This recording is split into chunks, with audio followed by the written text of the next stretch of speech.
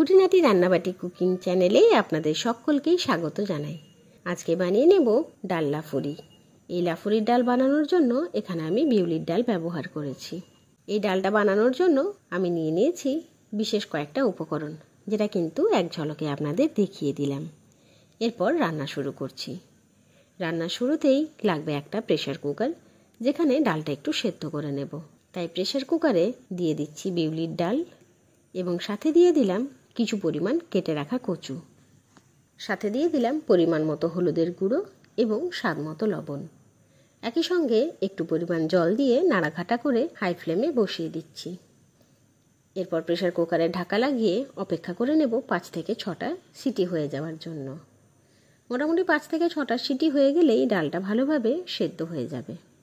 এদিকে কিন্তু প্রেসার কুকারে সিটিও কমপ্লিট। চলুন এবার ঢাকনা খুলে দেখি ডালটা কী অবস্থায় আছে। দেখুন কি সুন্দরভাবে ডাল এবং কচু ভালোভাবে সেদ্ধ হয়ে গেছে। এরপর কেটে এবং ধুয়ে রাখা চড়াই শাক ডালের মধ্যে দিয়ে দিলাম। গ্রীষ্মকালে চড়াই শাকটা কিন্তু বাজারে খুব কচি কচি পাওয়া যায়, তাই গ্রীষ্মকাল সঠিক সময় এই ডাল লাফুরি বানানোর জন্য। নাড়াঘাটা করে আরও প্রায় 2টো সিটি হওয়ার জন্য অপেক্ষা করে নেব। প্রেসার কুকারের ঢাকা খুলে এরপর ডালটা একটু মেখে নেব। এই জন্য একটা ডাল মাঠানি ব্যবহার করে বারবার ঘুরিয়ে ডালটা ভালোভাবে মেখে নিচ্ছি। সাধারণত বিউলির ডাল একটু শক্ত থাকে, তো তাই ডালটা একটু মেখে নিলে ডালটা খুব ঠিক হয় এবং খেতেও কিন্তু লাগে দুর্দান্ত। এবং একই সঙ্গে মেখে নিলে কচুটা কিন্তু ডালের মধ্যে আর খুঁজে পাওয়া যাবে না। খুব সুন্দরভাবে কচুটা কিন্তু মেল্ট হয়ে যায় ডালের সাথেই।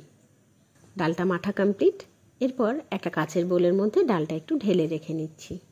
সবশেষে ডালটা একটু ছকে নেব। এই জন্য আবার একটা ছোট্ট ফ্রাইং প্যান বসিয়ে দিয়ে তাতে সর্ষের তেল দিয়ে দিলাম। দিয়ে দিচ্ছি কেটে রাখা শুকনো লঙ্কা, গোটা জিরে এবং গোটা রসুন। এবার সমস্ত উপকরণগুলো একটু ভালো করে ভেজে নেব। ভাজা যখন প্রায় শেষের দিকে, সেই মুহূর্তে তেলের মধ্যে অ্যাড করে দিচ্ছি হিং। এবার তেলের ছোঁক দিয়ে দিলাম সরাসরি ডালের মধ্যে। দেখুন কি সুন্দরভাবে ডালের সঙ্গে তেলটা কিন্তু লেগে গেছে। এরপর একটু নাড়াঘাটা করে ডাল এবং তেলটা ভালোভাবে একে অপরের সঙ্গে মাখিয়ে নিচ্ছি।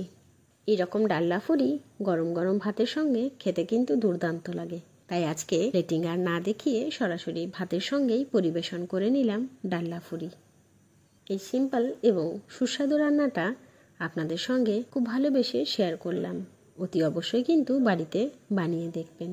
অবশ্যই জানাবেন রান্না করার পর খেতে কেমন হয়েছে। এই রকম সুন্দর সুন্দর রান্নার ভিডিওস দেখার জন্য আমার চ্যানেল খুঁটিনাটি রান্নাবাটিকে সাবস্ক্রাইব করতে ভুলবেন না। অবশ্যই লাইক, শেয়ার এবং কমেন্ট করে জানাবেন আমার দেওয়া সমস্ত ভিডিওস আপনার কেমন লাগছে। ধন্যবাদ।